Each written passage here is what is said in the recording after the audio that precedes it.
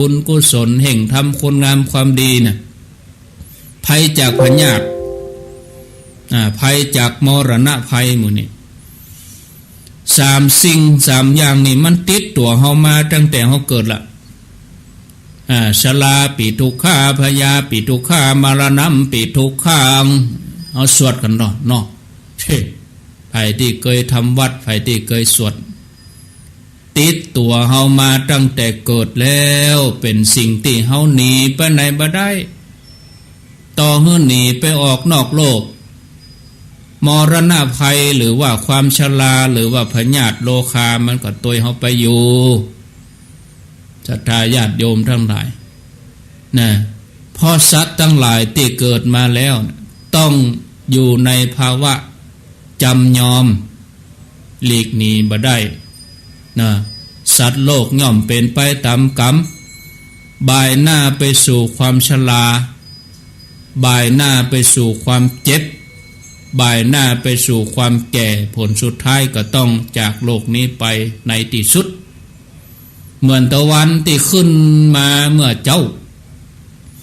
แต่เจ้าตี3ตี4ตี5เฮาก็อรุณสวัสดิ์กัน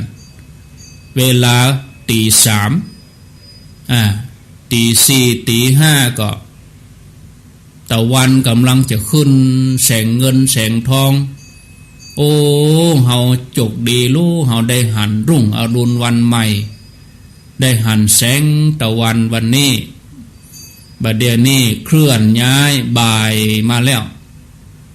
เหมือนอายุของเฮานั่นเนาะศรัทธาญาติโยมมันบ่าย3แล้วจะ4 โมงแล้วถ้าเฮาเป็นความเฒ่าความแก่มันก็เอาเปรียบเทียบกับตะวันก็ได้เปรียบเทียบกับเวลาก็ได้ตึงเวลามันก็จะต้องอัสดงคือตึงเวลามันต้องตกลงก็ต้องโอเคผลสุดท้ายก็ต้องโอเคผลสุดท้ายก็จะต้องตกลงลาลับขอบฟ้าไปในที่สุดเนี่ยมันต้องเป็นอย่างนี้ญาติโยมเนี่ยแล้วก็มันก็บ่ได้ออกมาตั้งวันตกด้วยถึงเวลามันก็ต้องออกทางทิศตะวันออกแล้วมันก็ต้องลงทางทิศตะวันตกอย่างใดก็ตามญาติโยมท่านทั้งหลายภัยที่ว่ามาแล้วเนี่ยยังบ่อันตรายเท่ากับภัยแห่งอย่างหนึ่งนะมันเป็นภัยที่อันตรายที่สุด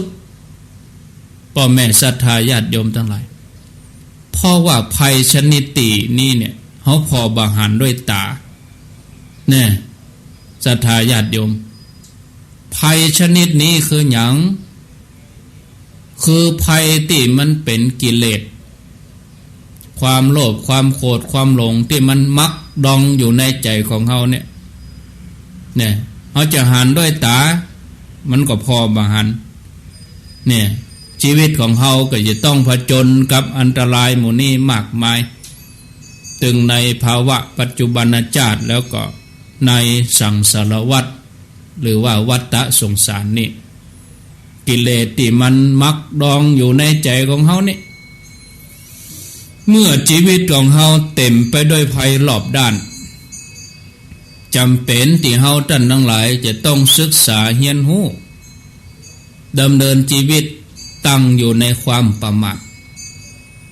ที่สำคัญคือเวลาที่ชีวิตของเฮามีอยู่อย่างจำกัดเนี่ยอย่างที่ว่าน่ะเป็นเวลาก็3 โมงจะ4 โมงแล้วตะวันจะลาลับขอบฟ้าแล้วมีเวลาเหลืออยู่บัดอย่างจำกัดเนี่ยมันบัดนักเนี่ยแต่ละวันแต่ละคืนผ่านไปอย่างรวดเร็วแต่เจ้าได้ยินเสียงจันทร์มาแมลงได้ยินเสียงเด้งเก่งกังเก่งกังแต่เดียวลมสงบจันทร์ออกมาแหมวันคืนล่วงเลยไปน้อศรัทธาญาติโยมทั้งหลายกำเดียวก็มาวันกำเดียวก็มาคืนเผลอกำเดียวก็หมดเวลาไปเพราะฉะนั้นญาติโยมทั้งหลายเฮาอย่าประมาทจะไปคิดว่ายังหนุ่มยังสาวยังแข็งแรง ยังมีสุขภาพแข็งแรงอยู่ยังอยู่บนโลกนี้แหมเบินอยู่อีนะเพราะว่ามรณะภัยนี่เปิ้นบ่มีสัญญาณเตือนล่วงหน้าเนี่ยว่าจะเกิดกับเฮาเมื่อใดในทางพระพุทธศาสนาเปิ้นอู้ถึงมรณะภัยหรือว่าความตายไว้สองอย่างได้แก่กาลมรณะคือจากโลกนี้ไปที่เกิดขึ้นเพราะว่าหมดบุญหมดอายุไขพ่องไปตามเวลาไปตามกาลเนี่ยหมดไปแล้วแถมอย่างหนึ่งคืออากาลมรณะเพราะว่าหมดอายุไปเสี่ยงไปตายไปเกิดขึ้นเพราะว่าอำนาจกรรมมาตัดรอนอายุสั้นด่วนปันตายไปก่อนทำให้อายุสั้นแต่บอกว่าจะเป็นกาลมรณะหรือว่าอกาลมรณะนะเปิ้นว่ากาลก็คือตายตามเวลากาลคือตายบ่ใช่เวลาบางคนเขาบ่ล่างจะตายบ่เข้าพริกเข้าเกลือสักหน่อยนะอยู่ในบ้านดีๆรถลบพุ่มเตียวไปเว้นรถ18ล้อสดออกมาบุ้มมีก็มีนะเปิ้นเอามาลงข่าวลงอันเนี้ยลงเฟซลงอย่างอาตมานำมานั่งพอขี่รถมาอยู่แต้ๆควายลูกที่ไหนบ่ฮู้งัวลูกที่ไหนบ่ฮู้งัวมันหล่นจนตายคำตี้เอ้ยนี่ศรัทธาญาติโยมมันบัลลังก์สักหน่อยอันนี้คือกรรมตัดรอนทำให้มีอายุสั้นเนาะแต่บอกว่าจะเป็นอย่างใดทั้งสองอย่างเนี่ยสุดท้ายก็ต้องไปอย่างเดียวกันนะชีวิตของมนุษย์เฮานั้นน่ะเกิดยากตายง่ายเนาะเป็นชีวิตที่เปราะบางอย่างที่เคยอุปมาว่ามันก็เหมือนน้ำค้างบนยอดหญ้าเหมือนฟองอากาศที่มันแตกแล้วมันก็ดับแตกแล้วมันก็ดับมันใจมีอย่างญาติโยมมันไม่ใจแข็งแรงทนทานอย่างนะเบิ้นก็เสื่อมสลายไปดีที่สุดคือตั้งอยู่ในความประมาทใจชีวิตนี้มันคุ้มค่าของการได้เกิดมาบนโลกแก่นนี้เป็นจาดจันติมาตรฐานที่สุดจะไปให้มันได้ตกจันให้มันเลื่อนจันขึ้นไปนะเกิดในภาวะที่มันสูงขึ้นไปถ้าเอาไปเกิดในจาดชั้นที่มันต่ำกว่ามนุษย์นี่โอ้เสียจัดเกิดญาติโยมนะเกิดแห่งจาดไปเป็นเดรัจฉานไปตกอบายไปตกมโนหกไปเป็นเพศเป็นสัตว์เดรัจฉานไปอย่าคือตกจันนะศรัทธาญาติโยมทั้งหลายอันนี้ก็ฝากพ่อแม่ศรัทธาญาติโยมท่านสาธุชนทั้งหลายบ่ควรดีประมาทในชีวิตนะศรัทธาญาติโยมเขาก็จะต้องพิจารณาพิจารณาของเขาเจริญมรณานุสติเนี่ยบางท่านว่าโอ้บ่อู้ได้ก่อเรื่องนี้มันเป็นความจริงจะต้องยอมรับจะต้องอู้บางท่านโอ้บอกกองได้ยินอาตมาภาพได้อู้เรื่องนี้ปิดวิทยุนี่ไปก็มีใบอยากได้ยินแล้วเขาต้องปะก่อนเขายังบ่เกียมไว้เหียเขาต้องปะแน่นอนบ่วันใดก็วันหนึ่งศรัทธาญาติโยมท่านทั้งหลายมันเป็นความจริงเนาะอุปสรรคความพ่ายแพ้บ่เคยทำให้นักต่อสู้ยอมพ่ายแพ้เฮานี่เป็นนักต่อสู้นะทุกคนนี่ญาติโยมท่านทั้งหลายเฮาจะไปยอมก้านกันเฮาจะต้องปั่มเป่งตานศีลภาวนาให้ถึงพร้อมจะไปยอมก้านแต่โอ้บ่เอานะจะมานั่งไหว้พระจะมานั่งภาวนาบ่เอานะทำบ่ได้นะเฮาย่ำตันลงมือเตื้อเฮาปฏิเสธแล้วย่ำบ่ตันได้กินเตื้อบิดหน้าหนีแล้วจิ้มพอก่อนกะจิ้มพอก่อนต้องท ทำฮือครั้งแล้วครั้งเล่าถึงแม้ว่าบ่สำเร็จถึงแม้จะล้มเหลวก็ทำต่อสู้ต่อจนกว่าจะพบชัยชนะจนกว่าจะเข้าเส้นชัยจะจ้าจะวยอย่างใดก็แล้วแต่กำลังบุญของเฮาอย่างเฮาทั้งหลายล้นแข่งกันเนี่ยจะไปเกิงกลางตางว่าเฮาต้องไปบ่ได้ละถึงแม้จะเตียวก็เตียวถึงแม้จะการก็การมันต้องถึงมันจ้าน้อยจังมันคนอื่นเปิ้นมีบุญเปิ้นหล่นไปของเฮาเตียวไปย่างไปก่อยไปแต่จะไปถอยเนี่ยการประพฤติปฏิบัติเฮาท่านทั้งหลายก็เหมือนเดียวกันมันเอาทำความเปลี่ยนมุ่นเอาอย่าอาตมาว่าถ้าเฮามันเจริญมรณานุสติให้มันเคยกับสิ่งนี้แล้วเฮากลัวแล้วเฮาฮู้จักมันแล้วอันนี้เอามันใจหยังญาติโยมไปกลัวหยังแต่ถ้าเฮากลัวมันนี่กาศรัทธาญาติโยมทั้งหลายเฮาบ่ได้เกียมตัวแห่มตัวอยากซ้ำกลัวแห่มตัวสั่นยงนะขอโทษนะบางคนนี่ออกถึง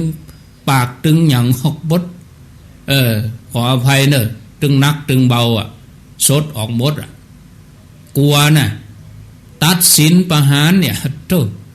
ศรัทธาญาติโยมนะอันนี้กาชีวิตมนุษย์นะแต่ชีวิตหลังความตายยาวนานกว่านี้ยาวนานกว่านี้ญาติโยมฉะนั้นเฮาจะต้องเป็นผู้ประมาทเฮาจะต้องเจริญมรณานุสติมันเจริญอย่างใดท่านเจริญมรณานุสติเอาลมหายใจของเฮานี่กะอยู่กับลมหายใจของเฮานี่พอตัวเฮานี่ตั้งแต่เฮาเป็นละอ่อนมาจนถึงเป็นวัยรุ่นจนถึงเฒ่าแก่จนถึงปานนี้เนี่ยเฮาหันความเปลี่ยนแปลงอันอย่างพ่องร่างกายเฮาเปลี่ยนแปลงก่อความจำก็สายตาก็แข้งขาเฮาเปลี่ยนแปลงก่อมันบ่ใช่อย่างเก่าถ้าเฮาหันความเปลี่ยนแปลงหมู่นี้เฮาจะเข้าถึงละอันนี้มันเป็นอนิจจังรู้มันบ่เที่ยงแต่แน่นอนนั่นใจของเฮาบังคับมันบ่ได้ต่อไปเฮาก็มาพิจารณาที่ลมหายใจหายใจเข้าหายใจออกพิจารณาอยู่เนืองๆว่าถ้าวันใดเฮาตื่นมาเฮาบ่รู้สึกตัวเนี่ยเฮาจะเนี่ยจะได้บัดเดี๋ยวนี้เฮารู้สึกตัวเฮามีลมหายใจเฮาพอจะฮู้เฮาพอจะอยู่ได้ฟังได้จำได้เฮาก็มาปฏิบัตินะปฏิบัติทุกคนหายใจเหมือนกันหมดนะความตายเป็นเรื่องปกติธรรมดาสำหรับทุกชีวิตจันที่มันห้องอยู่หน้าวัดนี่มันก็ตายเหมือนกันแมลงมาห้องเศร้าแล้วเศร้าไม่เจ้ามากวดขี้โคจันกองโคกองโง่นกอบใส่ขี้โคกอบตึงขี้โคกอบตึงจันหมู่ที่เกิดก็เกิดเกาะเต็มต้นไม้ออกเป็นตัวเงาะเป็นหยังบินไปห้องเศร้าก็ตายไปยะก็มีอายุของเปิ้นอย่างอันนะศรัทธาญาติโยมท่านทั้งหลายมันเป็นปกติของชีวิตมนุษย์สรรพสัตว์ทั้งหลายทุกสิ่งอย่างที่มีชีวิตมันจะต้องมีจุดจบบ่ว่าจะเป็นละอ่อนบ่ว่าจะเป็นคนใหญ่เศรษฐีตุ๊กตะยากจนเป็นพระสงฆ์องค์เน้นเป็นฆราวาสญาติโยมเป็นภัยก็ตามนะมันเสมือนกันหมดเหมือนกันหมดบ่มีภัยได้เปรียบเสียเปรียบคืออย่างนั้นคือมรณะภัยแน่นอนญาติโยมทั้งหลายบ่เพียงแต่โลกมนุษย์นี่เฮาต่ออันน่ะญาติโยมที่จะต้องปะกับพญามัจจุราชเป็นเสนาใหญ่แม้แต่เทวดาทั้งหลายบนสวรรค์เปิ้นได้เสวยสมบัติอันเป็นทิพย์หรือแม้กระทั่งเป็นพรหมผู้วิเศษได้ฌานสมาบัติสุดท้ายก็จะต้องเคลื่อนย้ายต้องจุติจากที่เดิมนะต้องจุติจากที่เดิมนะมีเพียงนิพพานเท่าอันที่บ่ต้องปิกมาแล้วบ่ต้องมาตุกมายากบ่ต้องมาลำบากแล้วฉะนั้นญาติโยมท่านทั้งหลายมรณะภัยหรือว่าความตายเป็นสิ่งที่เฮาหลีกเลี่ยงบ่ได้นะ แต่เป็นสิ่งสาระที่สุดนะเป็นสิ่งที่เฮาเลือกได้มันเลี่ยงบ่ได้แต่เฮาเลือกได้เลือกจะได้เลือกว่าจะไปอย่างใดขอโทษเนอะจะตายแบบไหนแต่มันแต่แน่นอนมันแน่นอนมันตายแน่นอนแต่เฮาเลือกว่าเฮาจะตายแบบไหนที่เฮาท่องกันนะเราต้องตายแน่เฮาท่องกันนะญาติโยมเวลาทำวัดแม่เจ้านี่มีโอกาสเอาแปลมาท่องให้เนอะเราต้องตายแน่นอนชีวิตของเราไม่แน่นอนเนี่ยท่องไปเลยความตายเป็นของแน่นอนศรัทธาญาติโยมเนี่ยเมื่อเฮายังบ่หมดกิเลสนะเฮาก็จะต้องเวียนว่ายแต่เกิดอยู่อย่างนี้แต่ขณะที่เฮาเวียนว่ายแต่เกิดอยู่เนี่ยเฮาก็จะต้องสร้างคุณงามความดีสร้างบุญสร้างกุศลเพื่อจะส่งเสริมมือเฮาได้เกิดบุญเกิดกุศล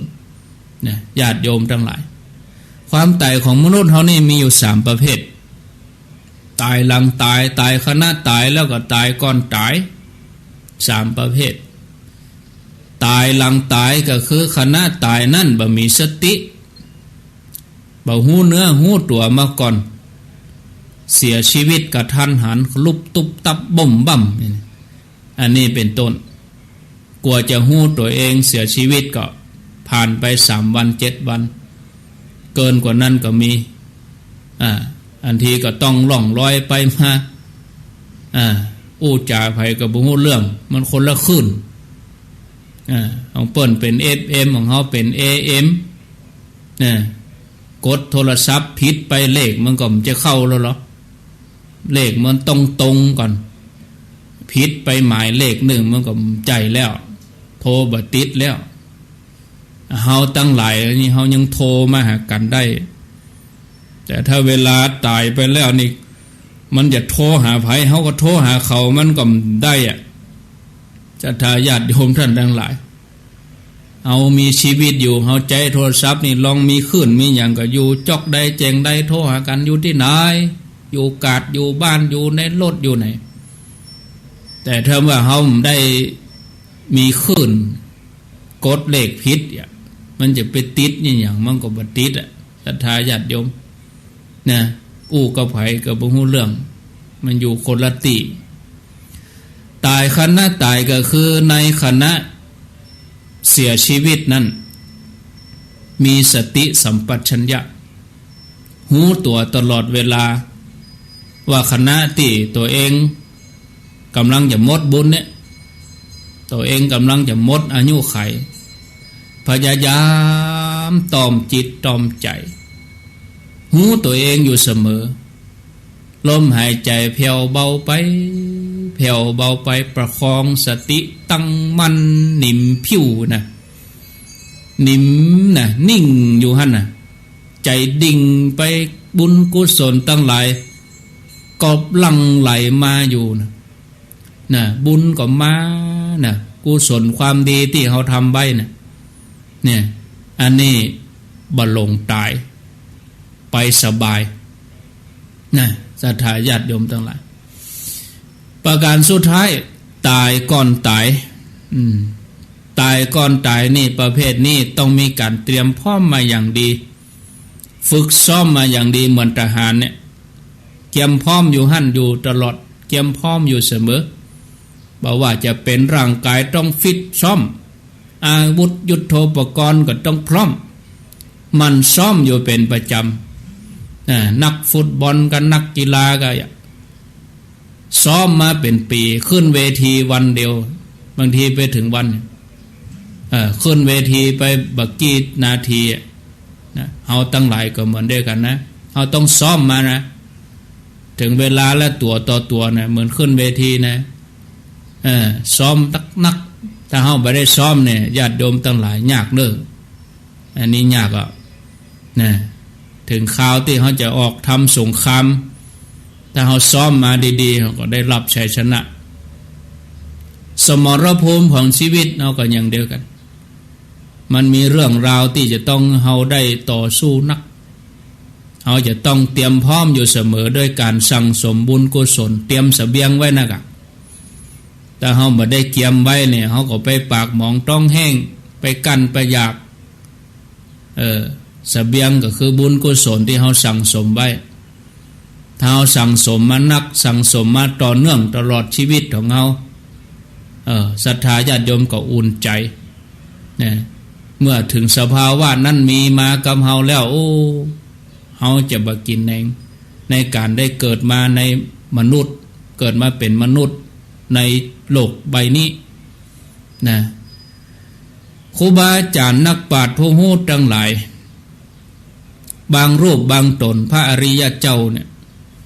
เปิ้นก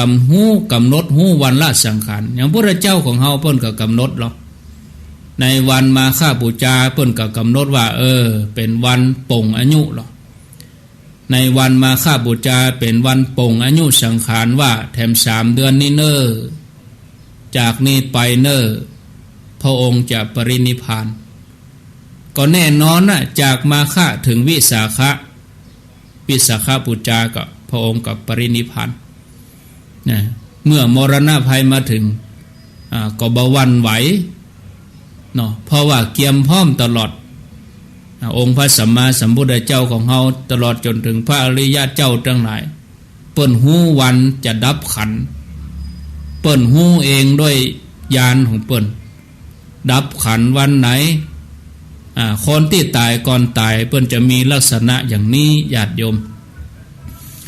ก็จะเล่าเรื่องให้ฟังในสมัยพุทธกาลพระสัมมาสัมพุทธเจ้าของเฮาพระองค์สอนให้ภิกษุทั้งหลายได้เจริญมรณานุสติว่าอย่าดีมัวเมาประมาทขใจเห่งปั่มเป่งปฏิบัติพระองค์ถามพระสงฆ์ทั้งหลายว่าดูก่อนภิกษุทั้งหลายมรณานุสติที่พวกเธอเขาเจริญแล้วทำให้นักแล้วย่อมมีผลนักมีอานิสงส์นักอย่างลงในอมตะเธอทั้งหลายเจริญมรณานุสติกันเป็นประจำอยู่หรือภิกษุรูปแรกก็กราบทูลพระพุทธเจ้าว่าพันเตข้าแด่พระองค์ผู้เจริญข้าพระองค์เจริญมรณานุสติเป็นประจำข้าพระองค์เกิดอย่างนี้ว่าโอ้หนอเฮาพึงเป็นอยู่ได้ตลอดวันหนึ่งเฮาพึงพิจารณากรรมสอนของพระพุทธเจ้าเฮาพึงกระทำจิตให้นักข้าพระองค์เจริญมรณานุสติอย่างนี้ภิกษุแถมตนหนึ่งก็กราบทูลว่าพันเตข้าแด่พระองค์ผู้เจริญข้าพระองค์เจริญมรณานุสติว่าโอ้ยหนอเฮาพึงเป็นอยู่ชั่วขณะบิณฑบาตมื้อหนึ่งเฮาพึงพิจารณากรรมสอนพุทธเจ้าเฮาพึงกระทำจิตให้นักภิกษุแถมรูปหนึ่งก็กราบทูลว่าพันเตข้าแด่พระองค์ผู้เจริญข้าพระองค์เจริญมรณานุสติอย่างนี้ว่าโอ้ยหนอเฮาพึงเป็นอยู่ชั่วขณะเกี้ยวกินกรรมเข้าลืนเข้าไป4 กรรมลืนกินไปเฮาพึงพิจารณากรรมสอนพุทธเจ้าเฮาพึงทำจิตให้นักแถมรูปหนึ่งกราบทูลว่าพันเตข้าแด่พระองค์ผู้เจริญข้าพระองค์เจริญมรณานุสติอย่างนี้ว่าเฮาพึงเป็นอยู่ชั่วขณะเกี้ยวกินกรรมเข้าลืนกินกรรมเดียวต่ออันเฮาพึงเจริญในคำสอนพุทธเจ้าพึงทำจิตให้ทำให้นักแถมรูปหนึ่งกราบทูลว่าพันเตข้าแด่พระองค์ผู้เจริญข้าพระองค์เจริญมรณานุสติอย่างนี้ว่าเฮาพึงเป็นอยู่ในขณะที่หายใจเข้าหายใจออกหรือหายใจออกแล้วก็หายใจเข้าเต้าอันเฮาพึงพิจารณากรรมสอนพระเจ้าพึงทำจิตให้นักภิกษุแต่ละรูปกล่าวแตกต่างกันไปพระสัมมาสัมพุทธเจ้าพระผู้มีพระภาคเจ้าพระองค์ก็ตรัสว่าดูก่อนภิกษุทั้งหลายภิกษุใดย่อมเจริญมรณานุสติอย่างนี้ว่าโอ้ยหนอเฮาพึงเป็นอยู่ได้ตลอดคืนหนึ่งวันหนึ่งเฮาพึงเป็นอยู่ได้ตลอดวันหนึ่งเฮาพึงเป็นอยู่ได้ชั่วขณะที่บิณฑบาตมื้อหนึ่ง เฮาพึงเป็นอยู่ได้ชั่วขณะเกี้ยวกินกำเข้ากลืนลงไป4 กำเฮาพึงพิจารณากำสอนพระผู้มีพระภาคเจ้าเฮาพึงทำกิจให้มากดูก่อนภิกษุทั้งหลายภิกษุเหล่านั้นเรากล่าวว่ายังเป็นผู้ประมาทอยู่ขนาดนี้พระองค์ยังว่าประมาทอยู่เนี่ยยังเจริญมรณานุสติบ่พอเตื้อภิกษุใดเจริญมรณานุสติอย่างนี้ว่าเฮาพึงเป็นอยู่ได้ชั่วขณะเกี้ยวกินกำเข้ากำหนึ่งกลืนกินไปหรือเฮาพึงเป็นอยู่ชั่วขณะลมหายใจเข้าหายใจออกหายใจออกหายใจเข้าเฮาพิจารณากำสอนพุทธเจ้าเฮาพึงทำจิตให้นักดูก่อนภิกษุทั้งหลายภิกษุเหล่านี้ที่เฮากล่าวเป็นผู้บ่ประมาทย่อมเจริญมรณานุสติเพื่อความสิ้นไปแห่งกิเลสอาสวะทั้งหลายดูก่อนภิกษุทั้งหลายเธอทั้งหลายพึงศึกษาว่าเฮาทั้งหลายจักเป็นผู้บ่ประมาทจักเจริญมรณานุสติเพื่อความสิ้นไปแห่งอาสวะทั้งหลายเมื่อหมดไปสิ้นไปอย่างแห่งกาจากที่ได้กล่าวได้เล่าให้ญาติโยมทั้งหลายได้ฟังนี้ยังคือเฮาฮู้ว่าบางครั้งเฮาเองก็ยังได้ชื่อว่าเป็นผู้ประมาทอยู่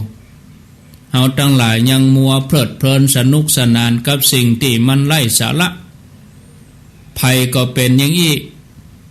ญาติโยมทั้งหลายเมื่อเฮาเพลิดเพลินอยู่อย่างนี้เวลาก็ไล่ก้นเฮาไปอายุก็ไล่ก้นเฮาไป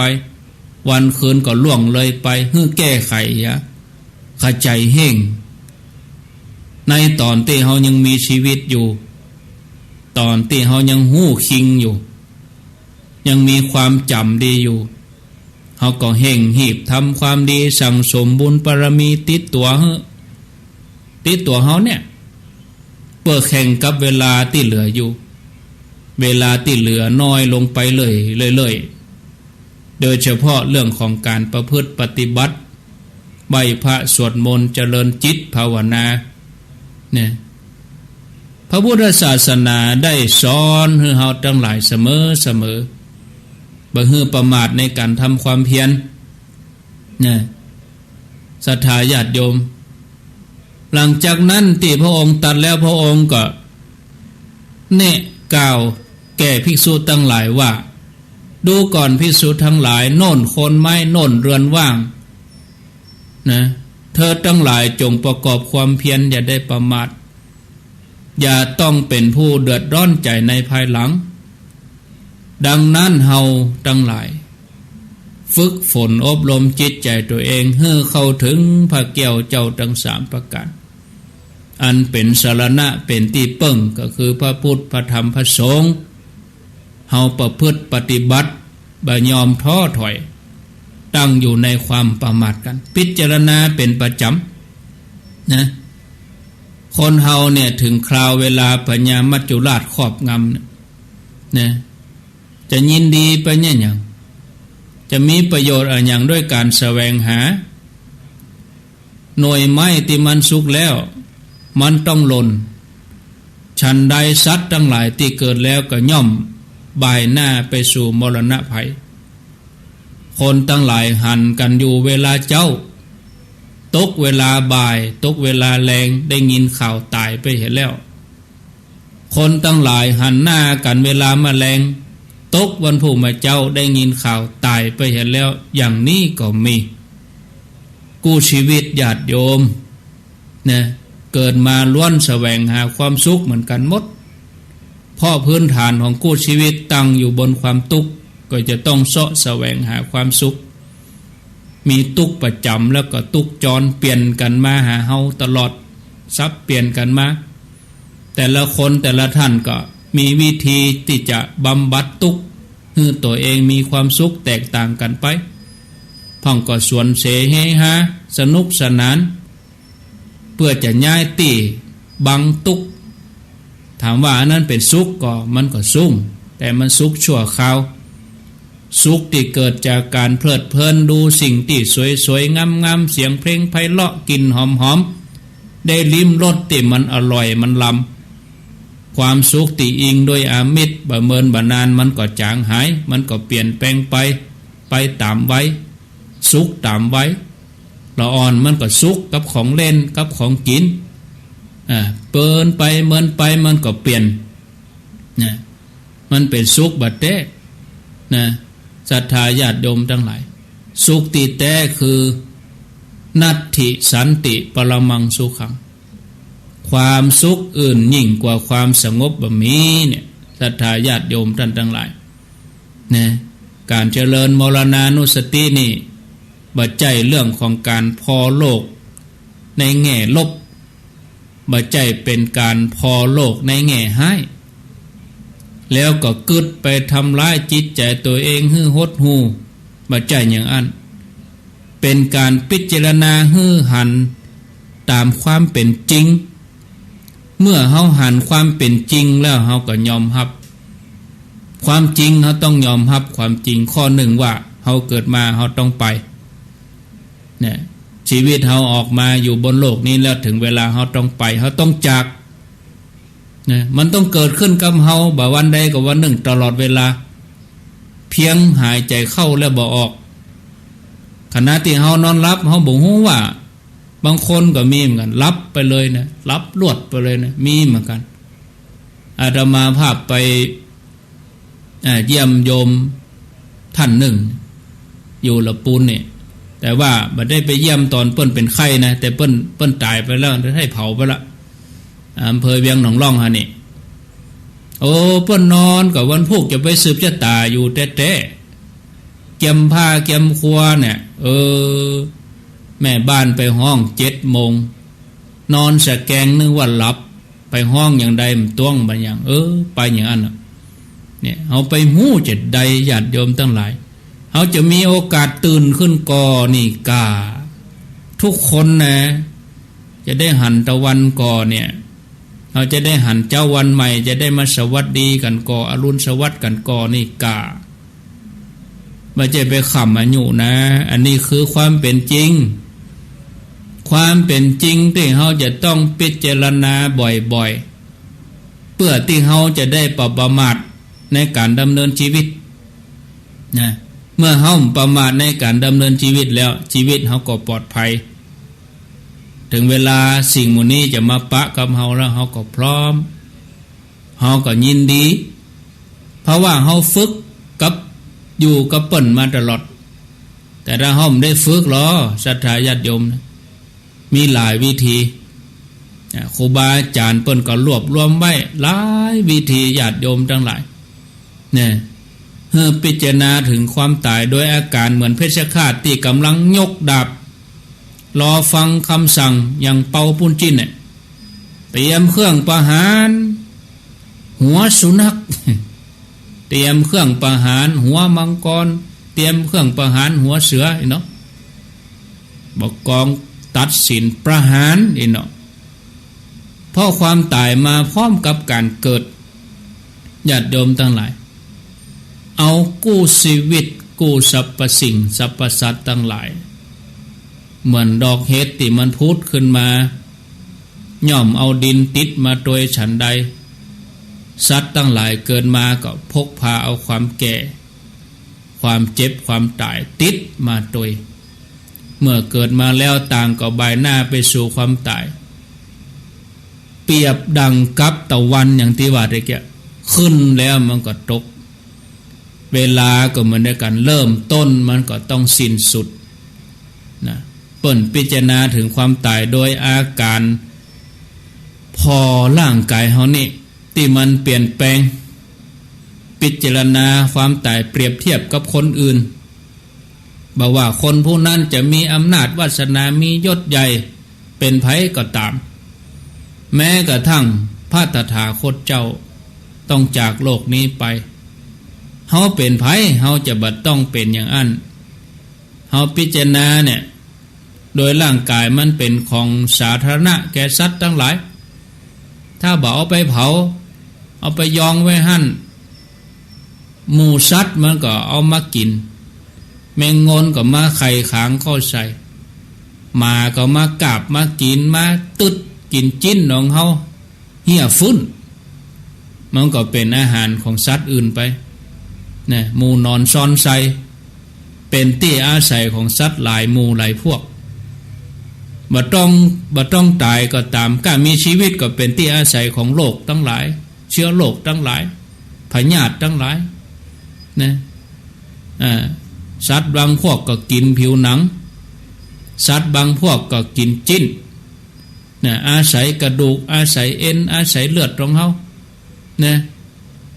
อาศัยกันอยู่ต่างก็เกิดแก่เจ็บตายศรัทธาญาติโยมว่าจะนักจะเบาอุจจาระปัสสาวะก็อยู่ในร่างกายของเขาเนี่ยเขากินข้าวตอนเข้าไปก็อยู่ด้วยกันเนี่ยของเก่าของใหม่ซูนกันอยู่เนี่ยก็เดี๋ยวเอาของเก่าออกไปของใหม่ใส่เข้ามาแถมศูนย์อันกันอยู่เนี่ยนะถึงอุจจาระถึงปัสสาวะถึงเก่าถึงใหม่นะศรัทธาญาติโยมทั้งหลายนะมันเป็นของสาธารณะเนาะ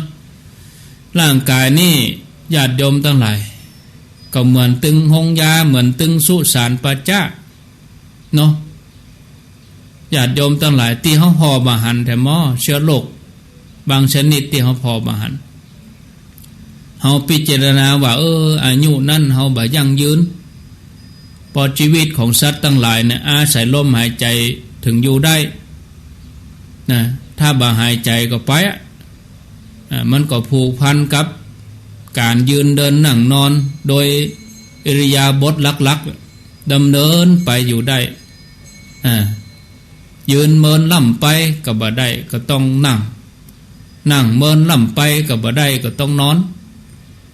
เมินล่ำไปก็บ่ได้ต้องลุกมานั่งมายืนมาเดินมานั่งมานอนเวียนไปอย่างเอียสังขารหมู่นี้เขาจะต้องทนทุกข์อยู่กับเปิ้นนะอันเนี้ยผลสุดท้ายเนี่ยศรัทธาญาติโยมถ้าว่าเกิดความผสมดุลของร่างกายธาตุมันผสมดุลก็เอาเมื่อยก็ไข้ก็เป็นนั่นเป็นนี่ก็จะต้องดูแลใจใส่ก็แสดงว่าเอาไปเอามาบะมีบ่าบะมีแห้งเมื่อไม่ได้กินอาหารก็ซ้ออาหารเข้าใส่บำรุงไปถึงเวลาก็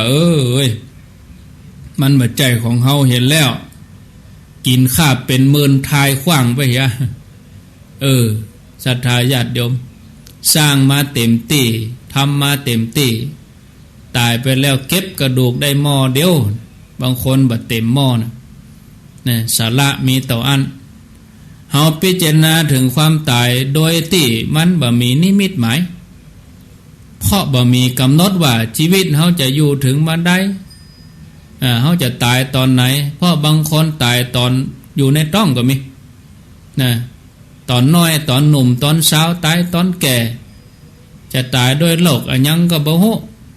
จะป่วยตายก็อุบัติเหตุตายก็ตายเมื่อเจ้าตายเมื่อตอนตายเมื่อแรงตายเมื่อใดก็บ่ฮู้จะตายหงยาตายบ้านก็ตายบนบกตายที่น้ำก็มีภัยฮู้ล่วงหน้าแต่เมื่อตายไปแล้วจะมีคติไปอย่างใดจะไปอยู่ภพใดภูมิใดเฮาก็บ่ฮู้เหมือนกันศรัทธาญาติโยมทั้งหลายพิจารณาถึงความตายโดยเอาชีวิตนี้เป็นของน้อยชีวิตของคนเฮาทั้งหลายมีอยู่บนโลกเนี้ยอย่างจำกัดนะสั้นจนน่าใจหายพออายุโดยเฉลี่ยของเฮาก็ประมาณ80หรือว่า75เนี่ยเมื่อเทียบกับอายุของมนุษย์บางยุคบางสมัยเป็นหมื่นปีเป็นหลายหมื่นปีนับว่าเป็นช่วงอายุที่แตกต่างกันคนในปัจจุบันเฮาก็โดยเฉลี่ยก็ประมาณ100ก็ถือว่าอายุยืนน่ะจะมีสักกี่คนญาติโยมทั้งหลายลองมาสำรวจพอจะถึง100 ปีดีที่สุดคือบ่ประมาทนั้นเนาะเห่งทำความดีเข้าไว้ประการต่อมาสุดท้ายก่อนที่จะวางสาย4 โมงพอดีพิจารณาถึงความตายว่าคณะชีวิตของเฮาทั้งหลายนี่มันสั้นแสนสั้นเนี่ย ชั่วความเป็นไปแห่งจิตดวงหนึ่งท่านนะเมื่อจิตดวงนี้ดับในยกขึ้นมาเป็นปรมัตถ์หน่อยเนาะเมื่อจิตดวงนี้มันดับสัตว์ตั้งหลายก็ชื่อว่าดับไปเหมือนกันก็ตายไปเหมือนกันพอธาตุทั้งหลายธาตุสี่เนี่ยที่เป็นรูปมันแบบมีส่วนที่เป็นน้ำใจควบคุมแล้วก็เหมือนศรัทธาญาติโยมทั้งหลายเฮาตายไปก็เหมือนต้นไม้ต้นฟืนที่มันถูกทิ้งไว้เขาจะต้องนำเอาไปเผาเป็นต้นไม้ต้นฟืนเป็นดุนหลัวต้นหนึ่งต่ออันในทางพุทธศาสนามีความประสงค์จะให้เฮาตั้งทั้งหลายมันเจริญสมาธิมันพิจารณามรณานุสติอยู่ชนิดที่ว่าทุกลมหายใจเข้าออกเพราะชีวิตของมนุษย์เฮานั้นมันแสนสั้นนะเพียงลมหายใจเข้าออกปลายจมูกนั้นบ่ได้ยืนยาวอย่างที่เฮากึดการพิจารณาอย่างนี้เป็นสิ่งที่เฮาจะต้องพิจารณาโดยแยบคายพิจารณาเป็นประจำนะเมื่อสิ่งมุนี้ปรากฏต่อจิตต่อใจเฮาแล้วเนี่ยโอ้ญาติโยมทั้งหลายเฮาก็จะมีที่เปิ่งเฮาก็จะมีที่อุ่นใจเมื่อเฮายังมีชีวิตอยู่เนี่ยเฮาตั้งหลายตั้งใจในการสั่งสมคุณงามความดีให้เต็มที่เพื่อแข่งกับเวลาที่เหลืออยู่นี่น้อยไปทุกทีแล้วก็มรณะภัยก็กำลังเคลือบคานใกล้เข้ามาทุกขณะโดยเฉพาะอย่างยิ่งเฮาตั้งหลายมันฝึกจิตฝึกใจตั้งอยู่ในทานศีลภาวนาอย่าขาดอย่าละอย่าลาสาเพราะทานศีลภาวนาเนี่ยจะเป็นที่ยึดเหนี่ยวจิตใจของเฮาจะทำให้เฮาเกิดความมั่นใจแล้วเฮาจะมีความปลอดภัยในการเดินทางในวัฏสงสารเนี่ยเมื่อเฮาประพฤติปฏิบัติถูกสัตว์ถูกส่วนตั้งอยู่ในความประมาทแล้วเฮาฉลาดในการดำเนินชีวิตของเฮาแล้วอันเนี้ยญาติโยมทั้งหลายมีสุขติเป็นที่หวังได้นะก็ฝากศรัทธาญาติโยมท่านสาธุชนทุกคนทุกท่านเนาะ4:04 โอ้ไปวันนี้ชั่วโมงละวันนี้มาตนเดียวเน้อศรัทธาญาติโยมท่านทั้งหลายก็เดียวพอญาติโยมที่เข้ามาตั้งระบบ Facebook โธ่บอกกองเรื่องมรณะภัยออกไปโลถ้าสนทนานี่ชอบโยมเขาเนาะมรณะภัยปากันออกไปโลว่าเป็นหยังอนุโมทนากับบีรศักดิ์อุนันกาศอุทิพงศ์สุภากาศกาศนี่ถ้าอย่าอยู่บ้านทาเนาะปอคำปันหมู่แก้ว2เมืองคำโพอยู่เจียงดาวชัดเจนดีชนิดาป้าติ่มแสนเปงทับทิมตันตราฟังชัดดีอนุโมทนาเนอะต่อไปก็มีแม่จันเพ็ญชูลีลังแม่แดงขุนเศษวนิดาสมสวัสดิ์แม่อุ้ยพออยู่เอาชัดเจนดีอยู่ป่าตันเชียงใหม่ยังบ่ต้องโทรจะไปโทรบอกเบอร์ก้อยโทรใจเย็นไปฟังเตือกาใจเย็นกาโทรมาถ้าจะถามปัญหาก็เก็บไว้ก่อนเก็บปัญหาไว้ก่อนจะไปโทรมาติดแล้วอันยังก็อยู่หั่นน่ะเบอร์อื่นเพิ่นจะโทรฟังโทรเด้อใจเย็นเด้อโยมกิตติยาเรื่องแบบนี้ก็ดีถ้าเป็นเจ้ากรรมในเวรก็ได้เอาวันหลังโอกาสหน้าวิลาวันกันทมีพิมพ์ประภาหนูพิษวังวงสีเพญญาดีอนุโมทนาเนอะติดตามทาง Facebook แห่มท่านหนึ่งก็สีทรสีเพญสุนีกองบุญแม่ย่อยสันสลีสันสีสันซ้ายนั่นอันเดียวกันสันสลีสันสีวัดเก่าเจริญธรรมท่านอาจารย์วีระยมสุนาบัวลอยชัยลังกากนกทิตา จุฑามาศฟองเขียวแสงเมืองวงศาอยู่กรุงเทพชัดเจนดีปรานอมสาธุหัวหน้าปรานอมสายฝนจันกุณะยุพินวิสิทธิไพศาลภูกามยาวพะเยาชัดเจนดีกัญญาจนะโสภาจินโกฏสว่างจิตประทุมวันมุกดาแม่ริมชัดเจนดีฝั่ง96ยุพินวิสิทธิไพศาลอนุโมทนาสาธุมาโทรใครจะโทรก็โทรแล้วเอาตะวันจะตกแล้วลูนี่โอ้ยังมืดไปนี่ฝนจะลงกะลมมาเนอะลมมาฝนลงก็ลงมาก็ดีกะตกมาหรอแค่ตกก็ตกมาฝนเฮ้ยตกมาเนาะ ใครจะโทรก็โทร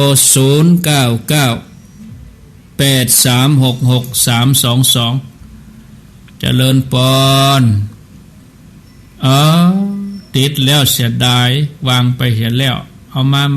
ม่ติดแล้วเนาะติดแล้ววางไปเห็นละ0998366322โยมว่าตั้ง Facebook เสียงเบาไปวะเบาไปกะโยมก็ว่าพอดีเบาไปก็บอกคือกรรมเนาะเจริญปอนติดแล้วครับการภาษาครับท่านทุกคนจากติ่นไหนตั้งได้จากความมุ่ยสนใจครับติดตามไม่ได้เดี๋ยวนี้ได้เฟซบุ๊กใหม่แล้วนะครับผมติดตามทางเฟซบุ๊กครับผมพอแล้วเนาะครับพอรับแม่คืนกับพ่อเนี่ย4-5กับ4กับพ่อหันตัวกันแล้วเนาะไหวแล้วถ้าบางคนมีตั้งแต่มีเฟซบุ๊กลูกเจ้าเกินหนาเนาะเคยลูกไปฟังทำเคยลูกไปพอตอนเจ้าดีกะบึดก็มาแหม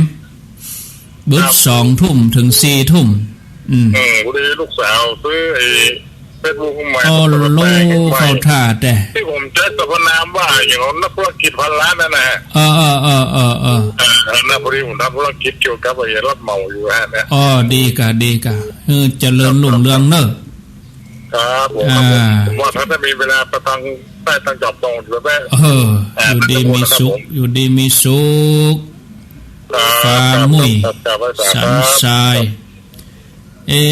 ปอกฟังนักขึ้นก็ดีใจเนอะอุบาสกเจริญปอนติดแล้วจับไว้ข่าวเจ้าขุมเล่าเด้อแม่นโลดกะแม่นโลดแม่นโลดได้ยินทีก็แม่นโลดเจ้าได้ยินกะทีชัดเจนดีเฮ้ยคือเข้า11นะ96กะ96ผมได้ยินมันชัดพอ100สเต็ปนั่นนะ100สเต็ปเจ้าประเด็นนี้ฟังขึ้นไหนขึ้นเข้า11เจ้าประเด็นนี้ออกกู้กันหรอเจ้า91ก็ออกเปิ้นเอารายการน้อยนานเปิ้นเอาตั้งเพออกกะเอาออกกะน้อยนานนะชมรมน้อยนานนะเปิ้นเอาน้อยนานออกแล้วเอาตั้งเพแตนเนาะเจ้าอันกะเจ้าขุนลาวเวียงปะเป้าบนโลยินดีเด้อเจ้าโมทนาอยู่ดีมีสุขเจริญ